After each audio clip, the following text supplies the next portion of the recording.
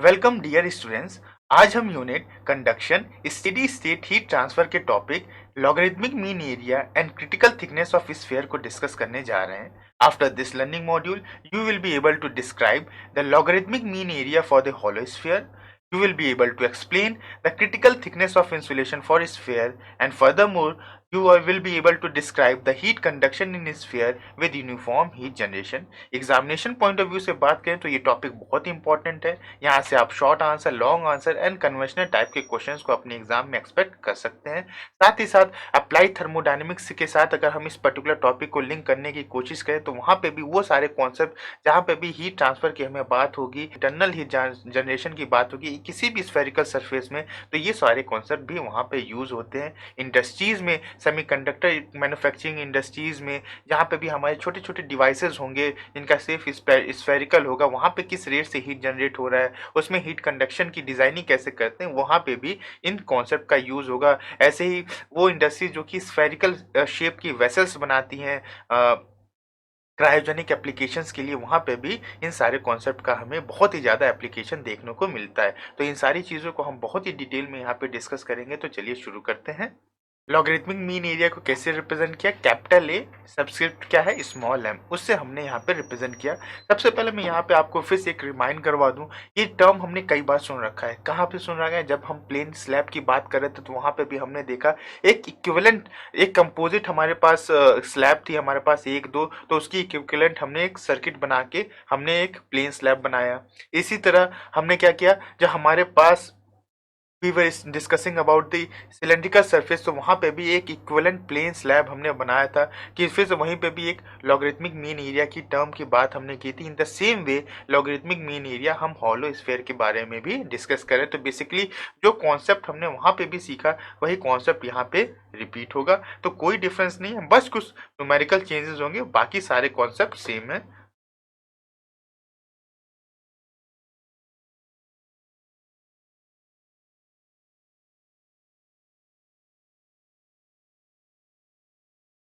तो dear students, यहाँ पे देखिए, जैसे हमारे पास this is a hollow sphere,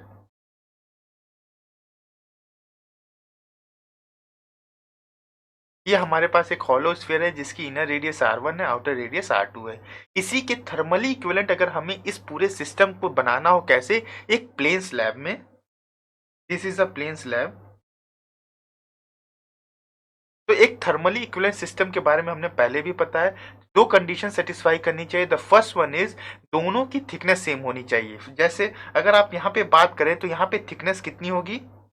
R2 minus R1, this is the thickness of this hollow sphere. तो इस प्लेन स्लैब की भी थिकनेस कितनी होगी? इसी टी के equal, that is R2 minus R1। That is the first condition. And the second condition is दोनों में जो थर्मल रेजिस्टेंस होगा वो सेम होना चाहिए। जैसे जो हॉलो स्फीयर का थर्मल रेजिस्टेंस होगा वही थर्मल रेजिस्टेंस यहाँ पे होना चाहिए प्लेन स्लैब का, ताकि दोनों के हीट कंडक्शन की जो रेट ऑफ हीट ट्रांसफर वो सेम हो। ऐसे कंडीशन के लिए अगर पहले क्या हमने देखा, थर्मल रेजिस्टेंस सेम हो और उसके बाद से दोनों की थिकनेस सेम हो, तो हम जो ये कैपिटल एम है, that is the logarithmic mean area for this plane slab, यहाँ पे ये हम एम की वैल्यू कितनी रखें ताकि दोनों में हीट ट्रांसफर सेम हो, इसी को हम लोग कहते हैं logarithmic mean area for the hollow sphere. एक सिंपल सी लाइन में आप ये समझो कि एक स्फीयर है जिसकी इनर रेडियस r1 है, r2, उसमें से किसी रेट से रेट ऑफ हीट ट्रांसफर हो रहा है, फाइन। उसी को अगर हमने ट्रांसफॉर्म कर दिया एक प्लेन स्लैब के फॉर्म में, तो उस प्लेन स्लैब की एरिया कितनी रखी जाए ताकि दोनों में हीट ट्रांसफर सेम हो, उस एम की जो वैल्यू होगी उसी को हम लोग कहते हैं logarithmic mean area for the hollow sphere. और थर्मली इक्विवेलेंस का मतलब आप समझते हैं, यहाँ पे बेसिक दो कंडीशन है, both the system should have the same thickness and the same thermal resistances. यहाँ पे लिख भी लेते हैं, both systems must have same thickness and same thermal resistance. ये हमारी बेसिक कंडीशन हो गई। फॉर थर्मल इक्विवेलेंसी क्या होनी चाहिए? थर्मल रेजिस्टेंस दोनों की सेम होनी चाहिए। जैसे आरटीएच की वैल्यू जो हमारे पास आएगी हॉलो स्फीयर की, that should be equal to the thermal resistance of plane slab. Fine. तो अब एक हॉलो स्फीयर की जो थर्मल रेजिस्टेंस कैसे लिखते हैं, R2 minus R1 upon 4 pi के R1 R2, this should be equal to the thermal resistance of the plane slab. हमने अपने प्रीवियस लर्निंग मॉड्यूल में पढ़ा भी है। प्लेन स्लैब की जो थर्मल रेजिस्टेंस कैसे लिखते हैं, बी अपॉन के, बी क्या है, थिकनेस, और इस कंडीशन में थिकनेस कितनी है, R2 माइनस R1 अपॉन के इज द थर्मल कंडक्टिविटी। यहाँ पे हमने दोनों मटेरियल की जो थर्मल कंडक्टिविटी एज्यूम की है कि वो दोनों सेम है, B upon K into A, और यहाँ पे एरिया कितनी है, A M, that is a logarithmic mean area A M. Fine, तो ये बेसिक कंडीशन हो गई। इसको सिंप्लीफाई कर लेते हैं, A and K will cancel out, तो what is A M, that is logarithmic mean area is equal to 4 pi R1 into R2। ये हमारे पास एक बेसिक इक्वेशन आ गई, दैट इज इक्वेशन नंबर 1। एक फॉर्मूला हमारे पास ये आ गया। इसी फॉर्मूले को हम डिफरेंट फॉर्म्स में भी लिख सकते हैं, जैसे स्क्वायरिंग बोथ साइड,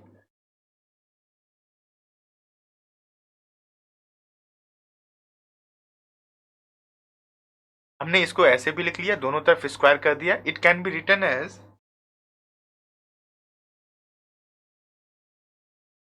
देखिए 4 पाई R1 स्क्वायर, 4 पाई की टर्म्स कितने हो जाएंगे, 2 बार हो जाएंगे, तो एक बार 4 पाई यहाँ पे आ गया, एक बार 4 पाई यहाँ पे, R1 square multiplied by R2 square. A M square can be written as 4 pi R1 square into 4 pi R2 square. और हमें ये पता है कि 4 पाई R1 स्क्वायर बेसिकली क्या होती है, it is the surface area, किसकी, स्फीयर की। यहाँ पे R1 है, R1 का मतलब जो हमारे पास इनर सरफेस एरिया है उसकी बात कर रहे हैं। यहाँ पे हमारे पास R2 है, that is the outer surface area of the sphere. तो 4 पाई R स्क्वायर क्या है, सर टोटल सरफेस एरिया होती है स्फीयर की, इनर एंड आउटर। तो इसको can, M square can be written at, this is A1 multiplied by 2, where A1 and A2 are the inner and outer surface area of the sphere. A1 and A2 are inner and outer surface area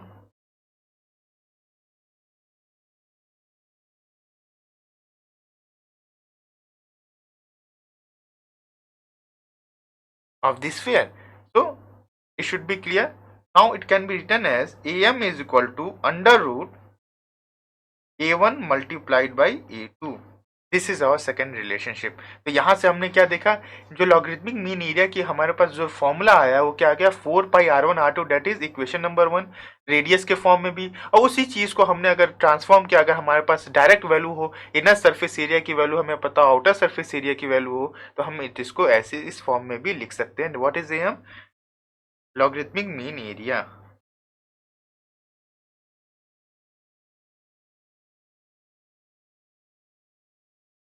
Now from equation 1, AM is equal to 4 pi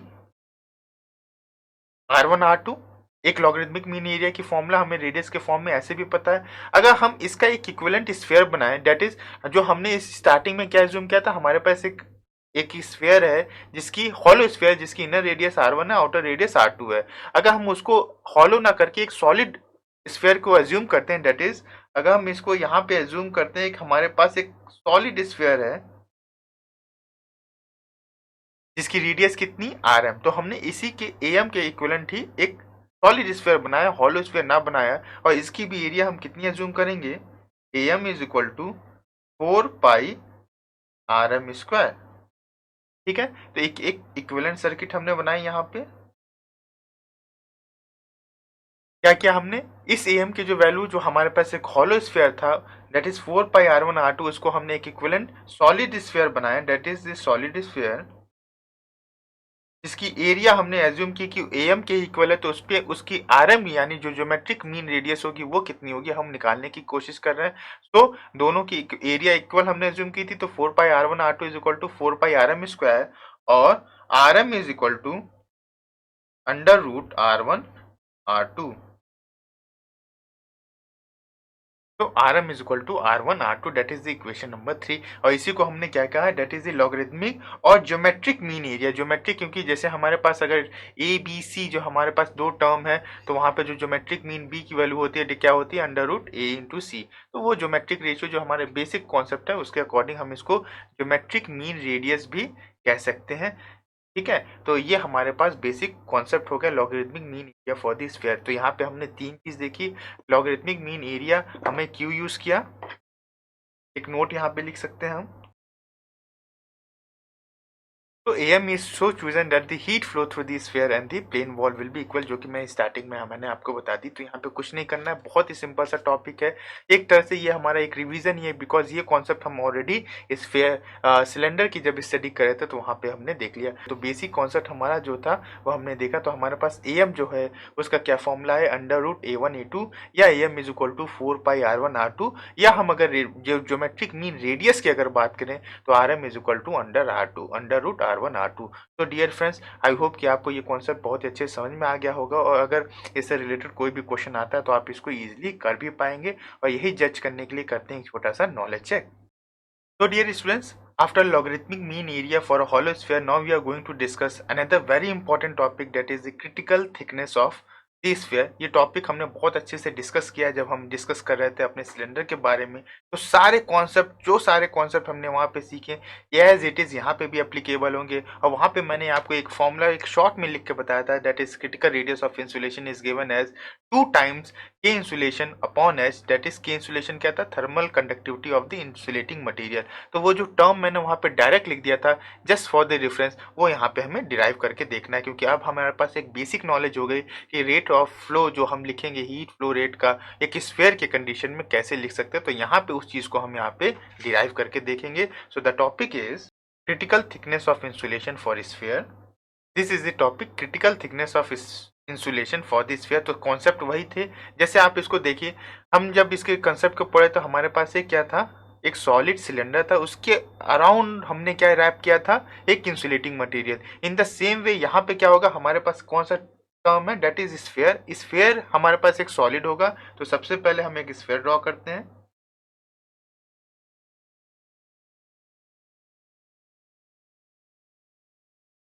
late is resume कि हमारे पास एक sphere है जिसकी जो radius है that is R1। ये हमारे पास R1 इसकी रेडियस है।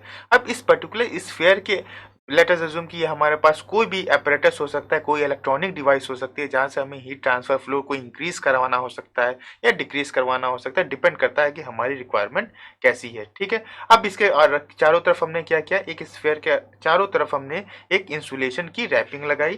लेट अस अज्यूम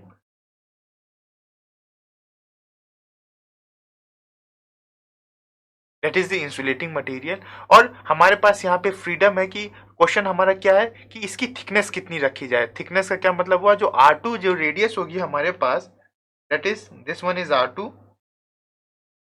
इस R2 को हमें कितना रखना है ताकि जो हमारी desired rate of heat flow है हम उसको अचीव कर सकें। तो ये जो R2 है, या R2 मैं कहूँ कि हमें यहाँ से सेंटर से उसकी थिकनेस कितनी रखनी, रेडियस कितनी रखनी है, या फिर से मैं बात कहूँ किसकी, कि हमें जो रेड कलर से इंसुलेशन दिख रही है उसकी थिकनेस कितनी रखनी है। तो हमें वही क्रिटिकल थिकनेस के सारे कॉन्सेप्ट यूज करने हैं। फाइन, और ये हम अज्यूम करते हैं कि जो यहाँ पे भी जो कोई भी हीट जनरेट हो रही होगी वो एटमॉस्फेयर में रिलीज हो जा रही है। And what is H? That is the convective heat transfer coefficient between the outer surface of the insulation and the ambient, and T infinity is the temperature। तो यहाँ पे कुछ चीजें यहाँ पे लिख लेते हैं।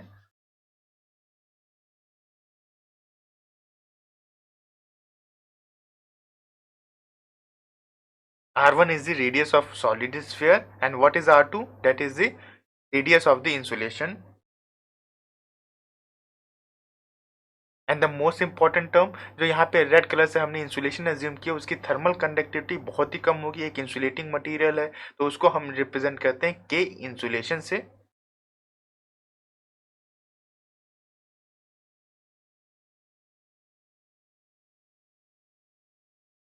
व्हाट इज के इंसुलेशन?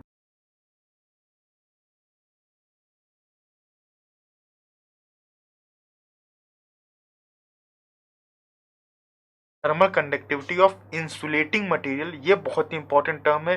थर्मल कंडक्टिविटी इस स्फीयर की नहीं है, ये किसकी है, इंसुलेटिंग मटेरियल की। आप इस टॉपिक में ये बहुत बड़ी कंफ्यूजन है, इसको बहुत ही ध्यान से फिर से देख लें। दैट इज के इंसुलेशन क्या है, thermal conductivity of insulating material, and T infinity is the ambient temperature. Late us assume जो हमारे पास जो स्फीयर का जो आउटर टेम्परेचर है उसको हम अज्यूम करते हैं 1। नाउ अब यहाँ पे इक्वेशंस लिखते हैं हम।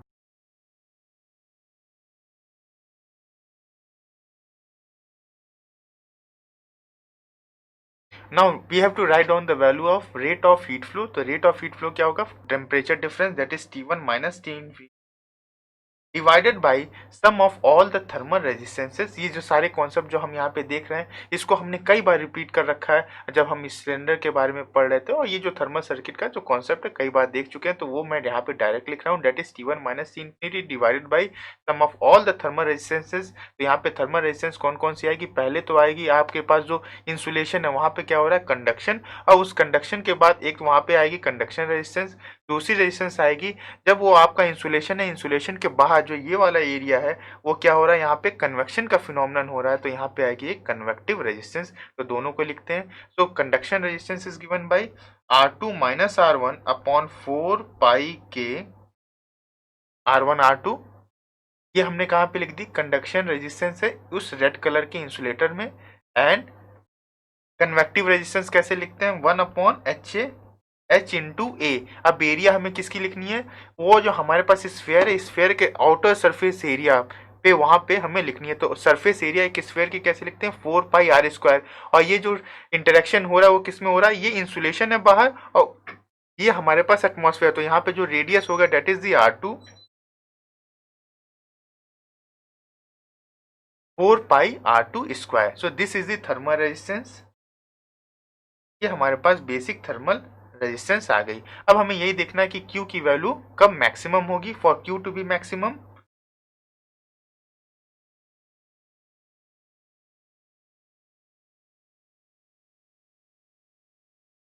हमें क्या करना है, डिफ्रेंशिएशन करना है with respect to R2, because और जो सारे टर्म्स है थर्मल कंडक्टिविटी और R1 जो एक स्फीयर है वो उसकी R1 हमें कांस्टेंट ले रखी, के इंसुलेशन सब कांस्टेंट टर्म है। हमारे पास वेरिएबल क्या बचा कि हम कितनी इंसुलेशन पुट कर सकते हैं, कितनी थिकनेस बना बढ़ा सकते हैं। यानी हमारे पास जो एक वेरिएबल टर्म बचा सिर्फ और सिर्फ R2 ही हमारे हाथ में है, जिसके रिस्पेक्ट में हम यहाँ पे डिफ्रेंशिएट करेंगे किसको, सारे थर्मल रेजिस्टेंसेस को। तो करते हैं इसे।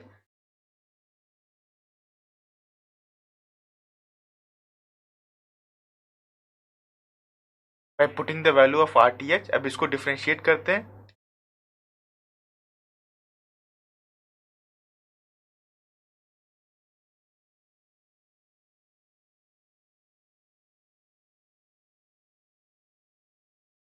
This is the basic value.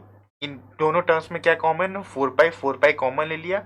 उसके बाद R2 माइनस R1 के टर्म्स को अलग अलग कर दिया, R2 upon K insulation R1 R2 this term, and minus की साइन जो यहाँ पे हमारे पास माइनस की साइन है वो यहाँ पे आगे, दोनों टर्म्स को सेपरेट आउट कर लिया और 4 पाई हमने कांस्टेंट ले लिया। अब यहाँ पे R2 R2 कट जाएगा, R1 R1 कट जाएगा, तो हमारे पास क्या बचेगा,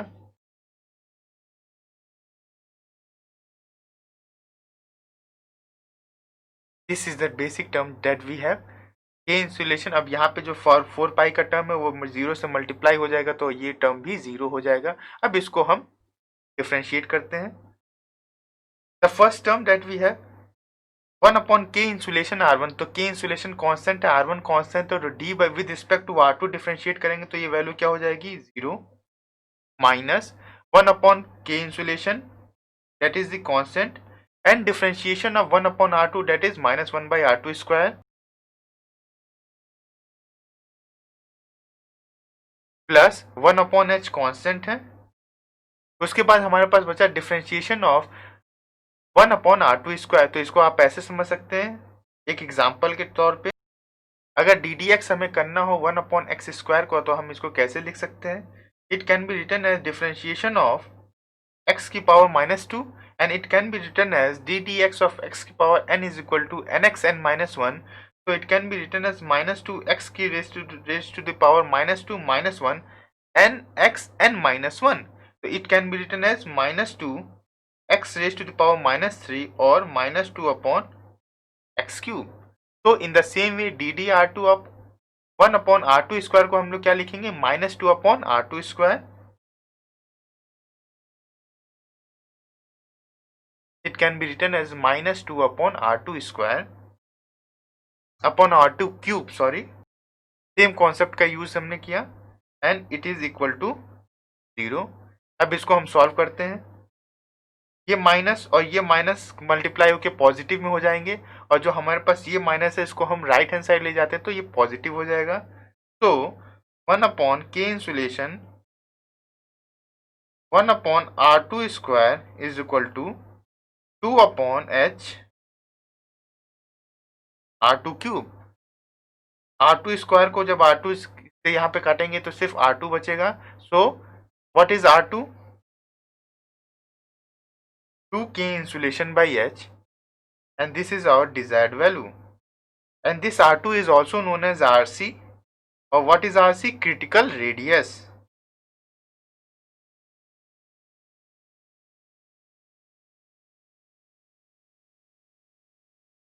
Critical radius of sphere is given as 2k insulation by H. This formula is very important. तो डियर स्टूडेंट्स, अभी तक हमने क्या देखा, जो सारा कॉन्सेप्ट हमने कहाँ पढ़ा था, इस एक सिलेंडर के। तो सिलेंडर में हमने देखा कि जो हमारे पास क्रिटिकल रेडियस ऑफ इंसुलेशन होती थी, अगर आप इसको ग्राफ के फॉर्म में समझें,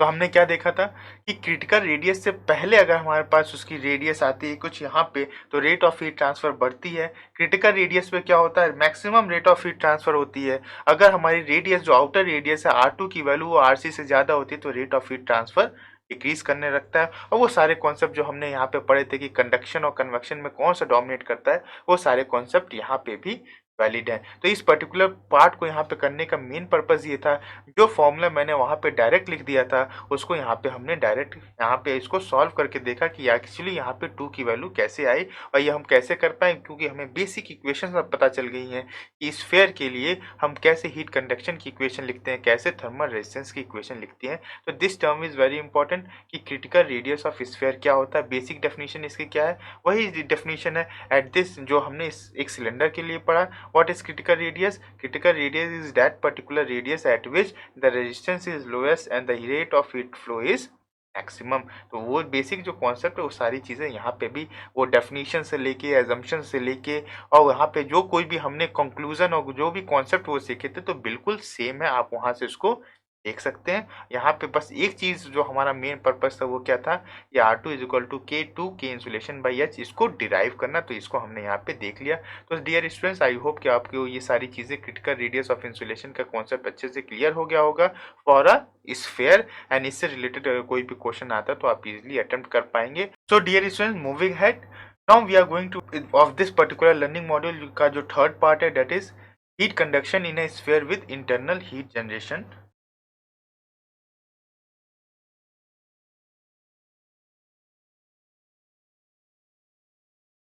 दिस इज आवर टॉपिक। हमें क्या देखना है कि अगर हमारे पास एक स्फेरिकल कोई भी वेसल है या कोई भी हमारे पास सब्सटेंस है, उसमें अगर इंटरनल हीट जनरेशन है तो हम कैसे हीट कंडक्शन की इक्वेशन को वहाँ पे लिखेंगे, तो वो सारी चीज़ें हम यहाँ पे डिस्कस करेंगे।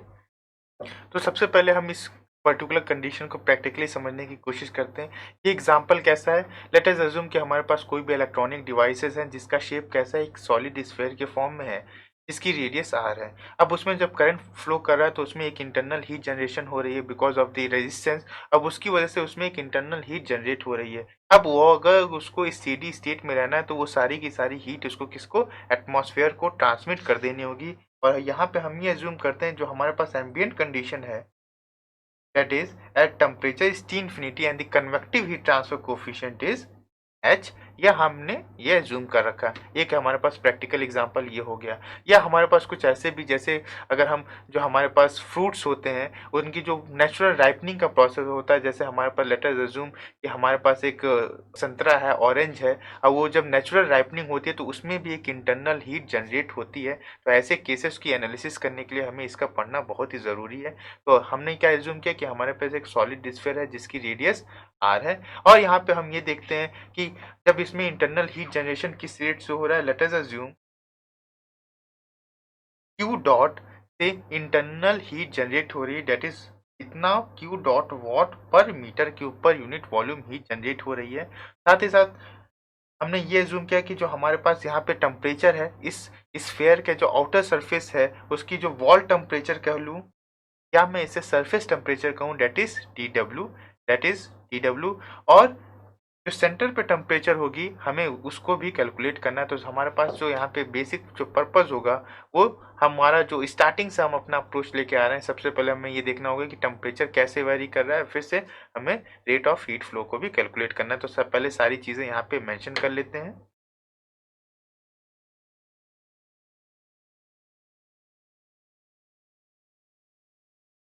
The first one is a capital R. Capital R is the radius of this sphere, and the second is K, that is uniform thermal conductivity of this sphere. Uniform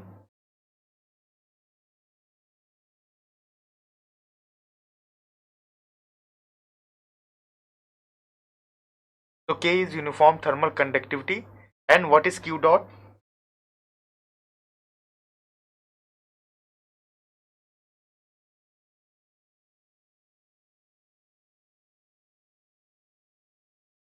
And as usual, Q dot is uniform heat generation rate per unit volume. That is very important कि per unit volume आपको ध्यान रखना है within the sphere। तो इसकी unit कितनी हो जाएगी, watt per meter cube। And what is T infinity? T infinity is the temperature of ambient। And the next one is TW. TW is the wall or surface temperature of sphere।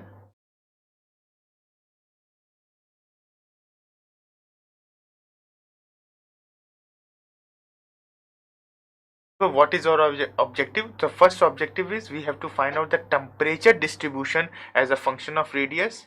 So the first is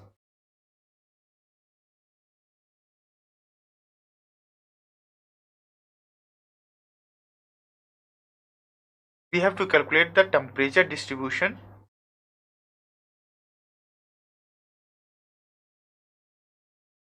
what is the value of T as a function of R, and the second one is we have to calculate the rate of heat flow।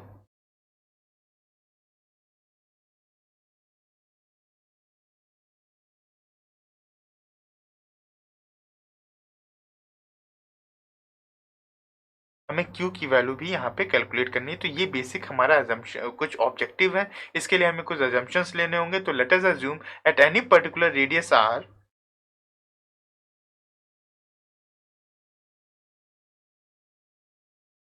Eight any particular R हमने एक elemental area ले रखा है जिसकी thickness कितनी है, dr।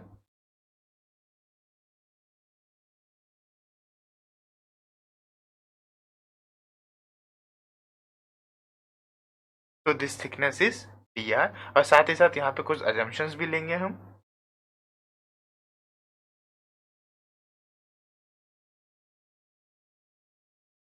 तो जो assumptions हम बहुत ही स्टार्टिंग से जो अपना अप्रोच बना के रखे हैं वही हम यहाँ पे भी यूज करेंगे। The first assumption is steady state heat transfer means temperature time के साथ वेरी नहीं कर रहा है। तो this is our first assumption।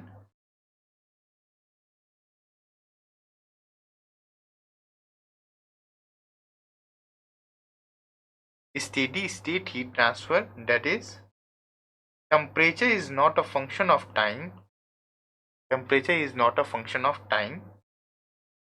And the second is we are considering the heat conduction in only one direction, and that one direction is radial direction, only one dimensional radial heat conduction।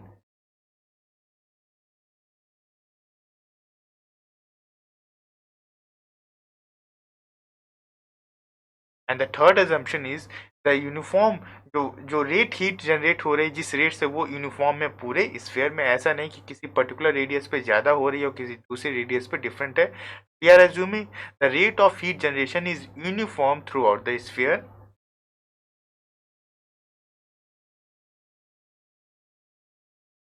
Uniform heat generation rate. Fine, now let us derive कि अब यहाँ पे सारे expression हम कैसे derive करेंगे। तो starting with our first goal we have to derive the temperature distribution relationship.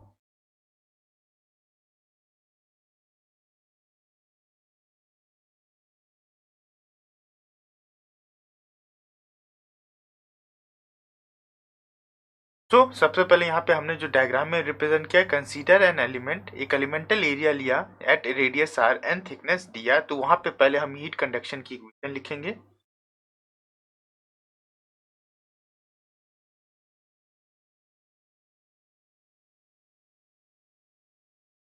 तो first of all steady state condition में हमें देखना है कि उस पर्टिकुलर जो हमने थिकनेस पे डी आर पे ले रखी है, किस रेट से उसमें हीट इन हो रहा है, किस रेट से उसमें हीट आउट हो रहा है, और उसी की हेल्प से हम एक एनर्जी बैलेंस लिखना है। तो वन बाय वन सारे टर्म्स को हमें लिखना होगा।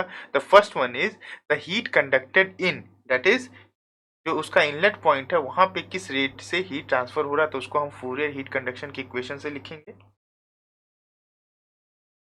And Fourier heat law condition says that qr is equal to minus ka dt by dr, और r क्या है, at any radius r rate of heat flow की इक्वेशन है माइनस के A D t by d r, और यहाँ पे radius r पे जो उसकी सरफेस एरिया होगी वो कितनी होगी 4 पाई r² माइनस के 4 पाई एट r²। r क्या होगा, स्मॉल ही होगा क्योंकि हम ये इक्वेशन किसी भी पर्टिकुलर रेडियस r के लिए लिख रहे हैं, D t upon d are.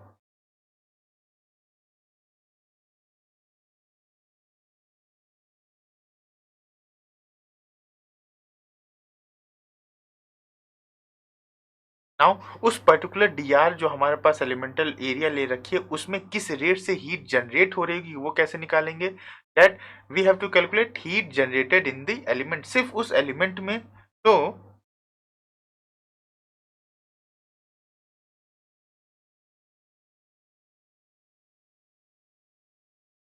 Heat total जो जनरेट होगी that will be equal to Q dot, that is heat generated per unit volume multiplied by the volume. तो ये वैल्यू हमें टोटल एक वैल्यू हीट की दे देगा।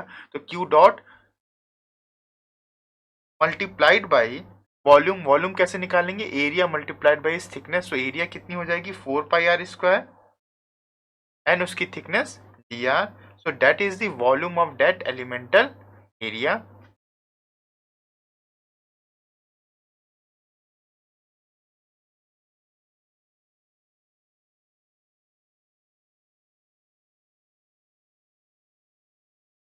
नाउ हम जो एलिमेंटल एरिया लिया वहां पे किस रेट से हीट इन हुई उसे हमने देख लिया, किस रेट से हीट जनरेट हो रही उसे देख लिया, और किस रेट से हीट आउट हो रही है that is heat conducted out a radius r plus d r, उसको लिखते हैं।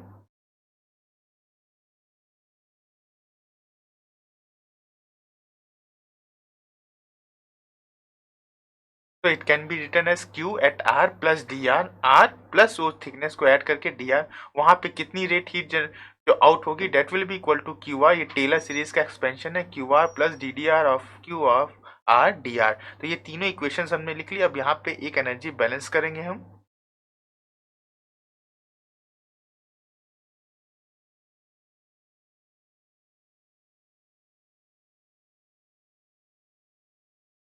अंडर स्टेडी स्टेट कंडीशंस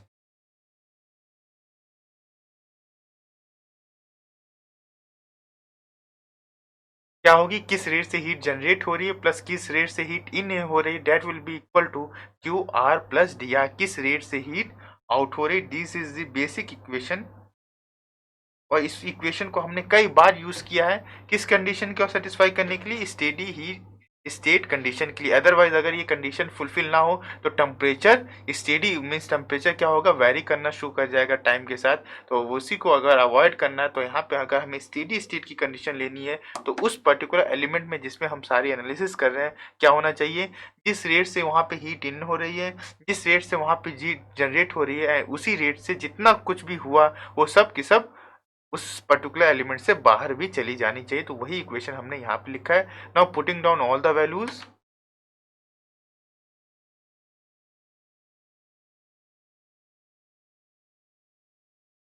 तो q r plus q generated और q r plus d r की वैल्यू क्या थी, q r plus d d r of q of r d r. तो this both these terms will cancel out.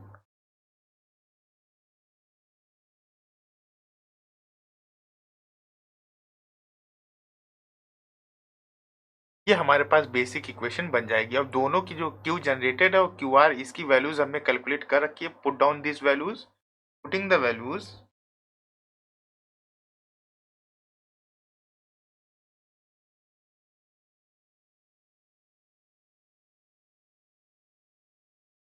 तो Q generated की value हमने रख दी, क्यू आर की वैल्यू निकली, तो क्या हुआ Q dot 4 pi r² d r, that is the volume, this one is the total volume, d d r of minus 4πr² k dt upon d r into r. तो अगर यहाँ पे constant values देखें तो हमारे पास ये 4π यहाँ पे और ये 4π वैल्यू यहाँ पे है कांस्टेंट।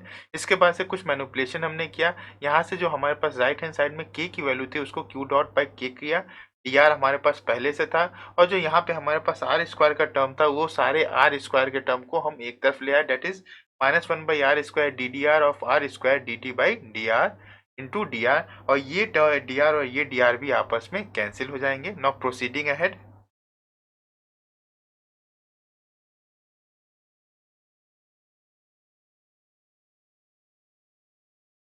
तो हमारे पास क्या होगी, जो राइट हैंड साइड में माइनस का साइन है उसको लेफ्ट हैंड साइड ले जाएं, तो 1/r² d d r of r square d t by d r plus Q dot by k is equal to 0। एक बेसिक इक्वेशन हमारे पास आ गई।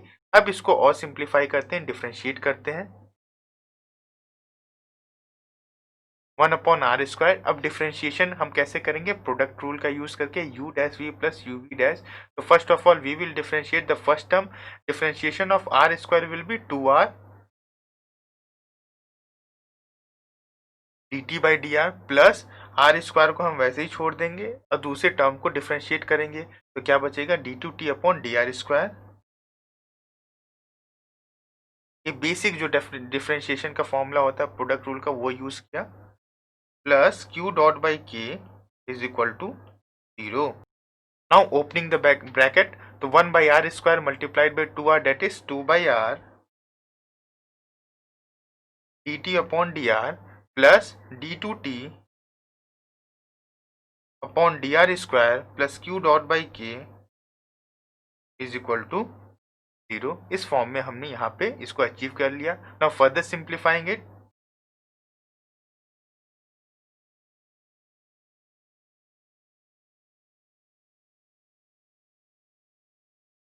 दोनों तरफ हमने r से मल्टीप्लाई किया, तो इक्वेशन क्या होगी, 2 dt upon d r plus r d2t upon d r square plus Q dot are by के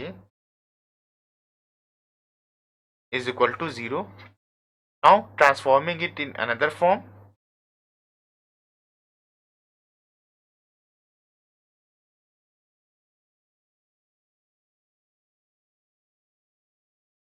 हमने क्या किया, जो ये इक्वेशन हमारे पास है 2 dt अपॉन डी आर, इसको दो पार्ट में भी लिख सकते हैं, dt upon d r plus dt upon d r. इसको क्या मतलब हुआ, dt upon d r plus dt upon d r is equal to 2 dt upon d r. तो इसी इक्वेशन को हमने एक डिजायर्ड फॉर्म में कैसे लिखा, r d2t upon d r square this term plus dt upon d r plus dt upon d r plus q dot के। इसको हम ऐसे भी लिख सकते हैं, ये दोनों टर्म्स को अगर हम एक साथ कर दे तो अब इसको हम एक दूसरे फॉर्म में भी लिख सकते हैं, डेट इज, तो जो ब्लू कलर से जो ब्रैकेट है it can be written as this form. अगर आप जो नीचे है हमारे पास ये इक्वेशन आ गया, अगर आप इसको डिफरेंशिएट करें बाय पार्ट से, तो फर्स्ट टर्म का डिफरेंशिएशन मीन्स आर का differentiation multiplied by D t upon d r, तो हमारे पास ये टर्म आ जाएगा, प्लस उसके बाद क्या होगा, आर को हमने कांस्टेंट लिया, फिर से हमने d t by d r को with respect to r differentiate किया, तो क्या आ जाएगा, ये टर्म आ जाएगा। तो इस टर्म को हम इस फॉर्म में भी लिख सकते हैं। Now what we are going to do, अब इस पर्टिकुलर टर्म को इंटीग्रेट करते हैं। नाउ इंटीग्रेटिंग, अब इंटीग्रेट करना है विद रिस्पेक्ट टू आर, तो डी डी आर जो फर्स्ट टर्म हमारे पास ये है, अब ये क्या होगा, डिफरेंशिएशन का टर्म है, जब इसको एक बार इंटीग्रेट करेंगे तो डी डी आर का जो टर्म है वो गायब हो जाएगा, that is r d t upon d r, एक बेसिक सा फंक्शन, और d t upon d r इसको विद रिस्पेक्ट टू अगर आर डी आर आप इसको इंटीग्रेट करते हैं तो you will get t plus q dot by k constant है, integration of r that will be equal to r square by 2 and right hand side they is 0 constant, तो इसका integration that is एक constant आ जाएगा c1। तो what is c1, c1 is constant of integration. Now this equation can be written as, तो this equation can be written as in this form. अगर आप नीचे वाले फॉर्म को ध्यान से देखिए, d d r of r into t, तो फर्स्ट टर्म का डिफरेंशिएशन, आर का differentiation with respect to r 1 multiplied by t, तो हमें ये टर्म मिल जाएगा, प्लस आर को वैसे ही रहने दे और टी को with respect to r differentiate करेंगे तो r d t upon d r. तो इस इक्वेशन को हम इस फॉर्म में भी लिख सकते हैं by using the simply the concept of differentiation by parts.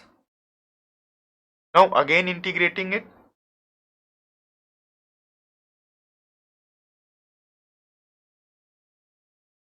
With respect to r अगर हम इंटीग्रेट करते हैं तो ये डी डी आर का टर्म एलिमिनेट हो जाएगा and we are left with r t plus Q dot by 2k integration of r square that is r cube by 3 C1 का इंटीग्रेशन C1 एक कांस्टेंट ले लिया 1 का integration that is R and there will be another constant that is C2. So what is C2? Constant of integration. तो this is और equation number first. इस equation number first को अगर हम ध्यान से देखें तो यहाँ पे हमारे पास एक टेम्परेचर का variation with respect to radius हमें मिल गया, बट यहाँ पे दो अननोन टर्म्स हैं, the two constant of integration C1 and C2। तो यहाँ पे इस बेसिक इक्वेशन को हमें सॉल्व करना है। C1 और C2 की वैल्यू कैसे निकलेगी? Bye using the boundary condition. So let us apply the boundary conditions.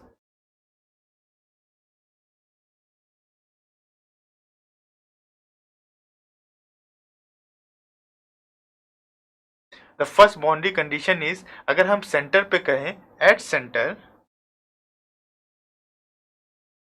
of what? Center of the sphere. At center of sphere r is equal to 0। Obvious सी बात है, centre पे radius की value क्या हो जाएगी? 0। तो इक्वेशन नंबर 1 में जहां जहां r है डेट इज हमारे पास r की टर्म क्या है? फर्स्ट टर्म में r है, r 0 हो जाएगा, प्लस सेकेंड टर्म में भी r है तो ये भी 0, C1 इंटू आर तो C1 इंटू 0 प्लस C2। तो जब हमने ये कंडीशन रखी कि at r is equal to 0 this equation will reduce to constant C2 is equal to 0। तो हमारे पास जो कांस्टेंट C2 की वैल्यू है वो 0 आ गई। In the same way at the surface of this sphere, that is at the surface of sphere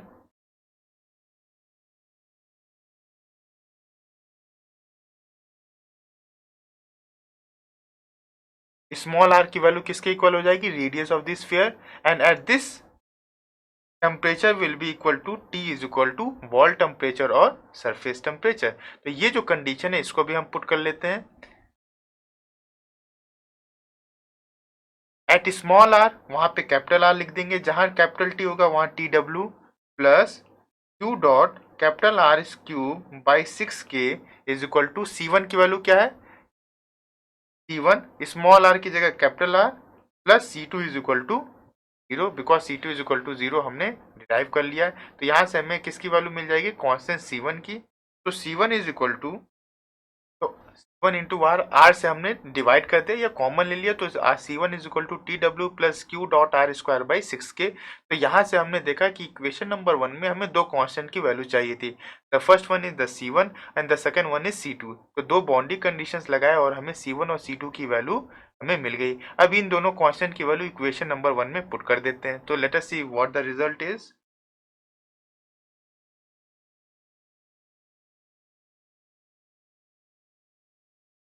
Putting the value of C1 and C2 in equation number 1. So R into T plus Q dot R cube by 6k is equal to TW plus Q dot C1 into R। तो C1 की value हमने यहाँ पे put कर दी और C2 की value 0 put कर दी। इसको और सिंप्लीफाई करते हैं कैसे? R अगर हम देखें तो यहाँ पे ये R और यहाँ से एक R कॉमन हो जाएगा, तो हमारे पास बचेगा so T is equal to Q dot R square by 6k is equal to TW plus Q dot capital R square by 6k। And ये जो टर्म्स है एक तरफ ले आए तो T is equal to TW plus Q dot by 6k capital R square minus R square common होने के बाद। And this one is very important relation. इस इक्वेशन को अगर आप ध्यान से देखें तो at any particular radius small r, आप किसी भी रेडियस स्मॉल r पे आप टेम्परेचर T की वैल्यू कैलकुलेट कर सकते हैं। This is our main target, यही हमारा पहला ऑब्जेक्टिव था, temperature distribution as a function of r। So this term is very important. और यहाँ से अगर एनालाइज करें so this temperature distribution is parabolic in nature. So this is the required temperature distribution and it is parabolic in nature. Now अब कुछ इसके special cases देखते हैं कि सेंटर पे टेम्परेचर कितना होगा। लेट अस सी। नाउ अगर आप इक्वेशन नंबर 2 को ऑब्जर्व करें तो इस इक्वेशन नंबर 2 की वैल्यू मैक्सिमम कब होगी? मैक्सिमम तब होगी जब स्मॉल r की वैल्यू मिनिमम होगी, एंड स्मॉल r की वैल्यू मिनिमम हो सकती है 0, और 0 कहाँ पे होगी? सेंटर पे ही। So the maximum value of temperature occurs at the centre of this sphere. So the maximum temperature occurs at center R is equal to 0. At center R is equal to 0. So from equation number 2, R is equal to 0 put कर दें, तो T max is equal to TW plus Q dot capital R square by 6 के. So this is the very important relationship. ये बहुत important relationship है, इसे हमें याद भी रखना चाहिए, बिकॉज यहाँ पे हमने ये देखा कि अगर किसी भी पर्टिकुलर रेडियस पे हमें टेम्परेचर चाहिए तो वो होगी, और जो मैक्सिमम टेम्परेचर अगर आपसे कोई पूछे कि एक ऐसा स्फीयर है जिसमें इंटरनल हीट जनरेट हो रही है तो इसकी मैक्सिमम टेम्परेचर कहाँ पे होगी, that will be at the centre. उसकी वैल्यू कितनी होगी, t max is equal to surface temperature या wall temperature plus Q dot are square by 6 k. तो डियर स्टूडेंट्स, अभी तक हमने देखा कि हमने अगर हमें internal heat generation of A sphere की एनालिसिस करनी है तो हमने क्या क्या एजम्पशंस लिए, साथ ही साथ टेम्परेचर डिस्ट्रीब्यूशन की वैल्यू हमने बहुत अच्छे से डिराइव की कि किस तरह से पैराबोलिक वेरिएशन उस पूरे स्फीयर के अंदर से होगा, और साथ ही साथ वहाँ पे सरफेस टेम्परेचर क्या होगा, उसकी मैक्सिमम टेम्परेचर कहाँ होगी और उसकी वैल्यू कितनी होगी, सारी चीज़ें की एनालिसिस करके हमने यहाँ पे देखा. एंड आई होप कि आपको ये सारी चीज़ें समझ में आ गई होंगी अच्छे तरीके से.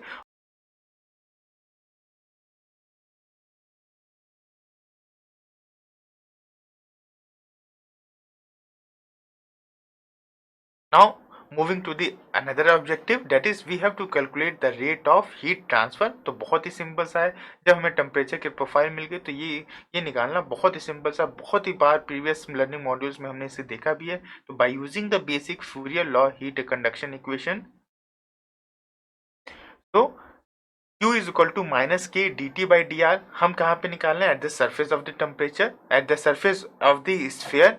सो bye putting the values, Q is equal to minus K, capital A की वैल्यू कितनी होगी, 4 pi capital R square D d r of the put the value of temperature की जो प्रोफाइल हमने वहां पे कैलकुलेट की है. नॉट डिफ्रेंशिएटिंग इट,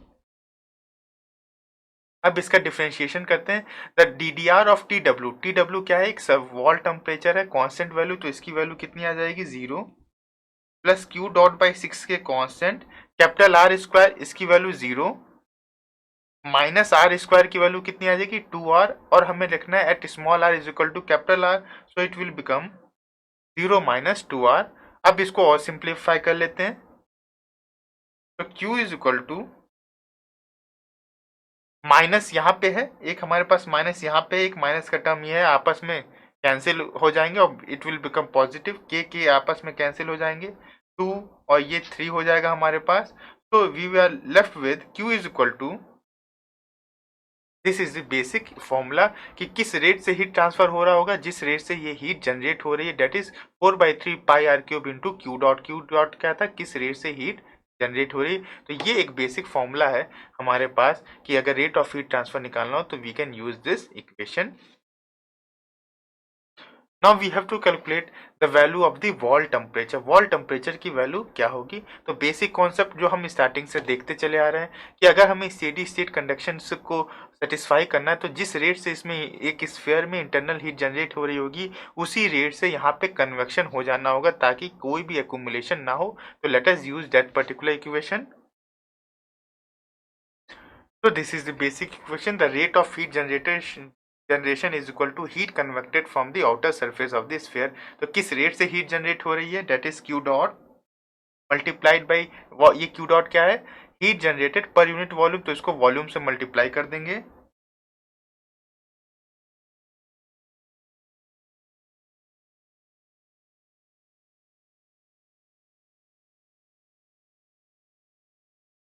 तो this is the basic equation H A D T. और यहाँ पे हमें सरफेस से, जैसे ये हमारे पास सरफेस है तो यहाँ से हीट ट्रांसफर हो रही है तो एरिया कैसे लिखेंगे, 4 pi r square.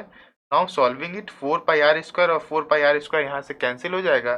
So we are left with the equation T W is equal to, तो ये हमारे पास वॉल टेम्परेचर की बेसिक इक्वेशन होगी, Q dot are by 3h plus T infinity. अब यहाँ से हम निकाल सकते हैं मैक्सिमम वॉल टेम्परेचर भी.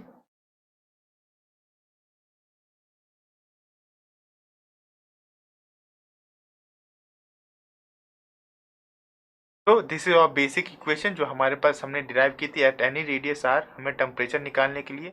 पुटिंग इक्वेशन 4, तो T is equal to T W, Q T W is equal to Q dot are by 3h plus T infinity plus Q dot by 6k capital are square minus are square. तो this is equation number 5 जो हमने यहाँ पे derive की in terms of the R H and T infinity. Now we can also calculate the maximum temperature in this particular form.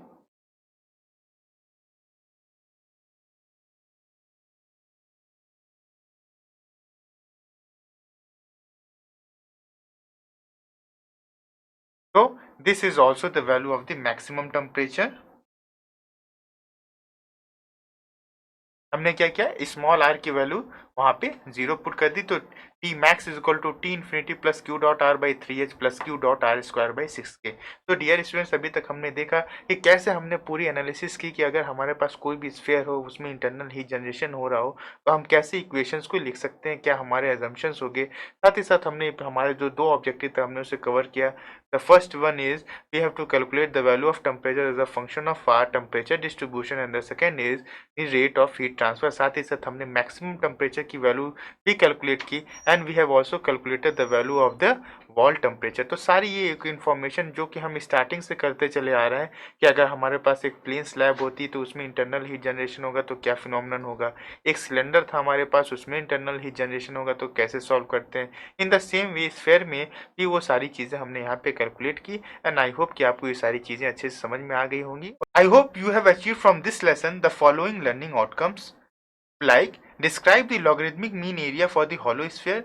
तो यहाँ पे जैसे हमने अपने लर्निंग मॉड्यूल में डिस्कस किया लॉगरिथमिक मीन एरिया क्या होता है एक हॉलो स्फीयर के लिए, और उसको कंपेयर भी किया एक प्लेन वॉल से, एक हमने उसको कंपेयर किया एक स्फेरिकल सिस्टम से भी उसको कंपेयर किया। साथ ही साथ जब हम इसको डिस्कस कर रहे थे तो थर्मली इक्विवेलेंट सिस्टम क्या होता है, उसकी जो 2 बेसिक कंडीशन है उसको भी हमने बहुत ही डिटेल में डिस्कस करके एक फॉर्मूला हमने डिराइव किया था लॉगरिथमिक मीन एरिया का, साथ ही logarithmic mean radius for a hollow sphere. हमने सारी चीज़ें डिटेल में डिस्कस की और वहाँ हमने एक नॉलेज चेक भी किया था, एंड आई होप कि आपने उसको बहुत ही इजीली अटेम्प्ट कर लिया होगा। In the same way we have also explained the critical thickness of insulation for the sphere, उसकी नेसेसिटी क्या है, उसका रिलेशनशिप कैसे हमने एक सिलेंडर से भी किया था, और क्रिटिकल थिकनेस ऑफ इंसुलेशन का बेसिक जो फॉर्मूला आता है वो हमने डिराइव किया था 2k इंसुलेशन बाई एच, और वहाँ पे भी हमने एक नॉलेज चेक करके देखा था कि आपकी अंडरस्टैंडिंग कितनी बेटर हुई थी, एंड आई होप कि आपने उस नॉलेज चेक के क्वेश्चंस को बहुत ईजिली अटेम्प्ट किया होगा और सारे कॉन्सेप्ट आपको अभी भी याद होंगे। And the third one, describe the heat conduction in sphere with uniform heat generation. तो इसको जब हमने डिराइव किया था तो यहाँ पे हमने कई सारे एजम्पशंस लिए थे, साथ ही साथ वो सारे बाउंड्री कंडीशंस भी आपको आई होप कि याद होगा कि कैसे हमने 2 कॉन्स्टेंट C1 एंड C2 निकाल के surface temperature, maximum temperature and temperature as a function of radius सारे वैल्यूज हमने कैलकुलेट किए थे, और उनका कितना इंपॉर्टेंस है हमारे प्रॉब्लम सॉल्विंग मॉड्यूल में उसको भी हमने बहुत ही डिटेल में, मतलब प्रॉब्लम्स में कितना इंपॉर्टेंट होगा सारी चीज़ें वहाँ पे डिस्कस की थी। साथ ही साथ नॉलेज चेक के क्वेश्चंस को भी वहाँ पे आपने अटेम्प्ट किया होगा, एंड आई होप कि आपने उसे बहुत ही ईजिली करेक्टली एक्यूरेसी के साथ क्वेश्चंस को अटेम्प्ट किया होगा। Now you look at the feedback exercise for each of these learning outcomes and any other input that you have.